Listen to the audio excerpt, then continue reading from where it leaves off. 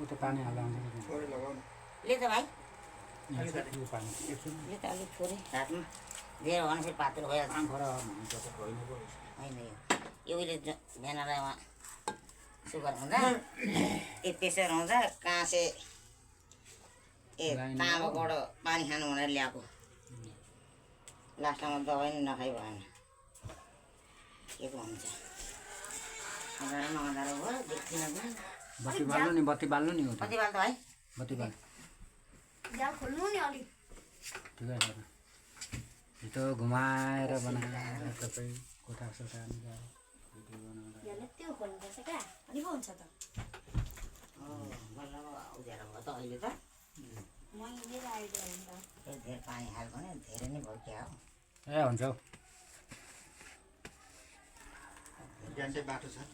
पिठो नै लागेन है गाउँकै बाटोमा चाहिँ के सबै बाटो हुन्छ ड्राइभर त हात खुट्टा भाँच्छ त ढेर बाटो भयो त्यो त यो भएर त गल्तीमा आगा भाँचेर गऱ्यो नभए त कलमको टोपोमा पो झिङ्गिने मान्छे हाँगा भाँचिएर ब्ल्याङ पछाडि बनाइ त हालेछ हात तुलको राखेर आउनु परेन अरानी नै आउँछ यत्रो आँगा माथि त आँपा चढेर त्यो लागेन त्यसै त लागेन हो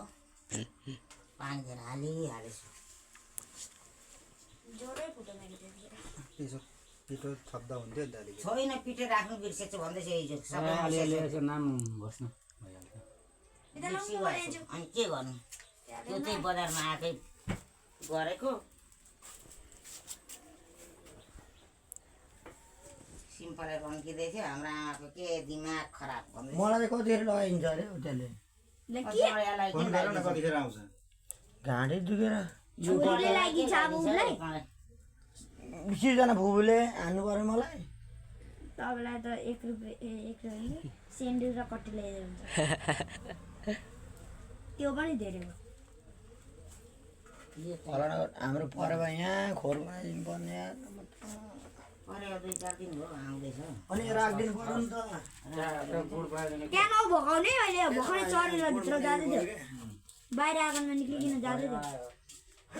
जस्तो रात त्यस्तै घाम बस्दैन नि परेवा भयो मौरी भयो ऊ खेदाइदेऊ एउटा मान्छे देखे ए टाउकोमा तेल लगाइदिनु पर्ने ए पर्दैन हौ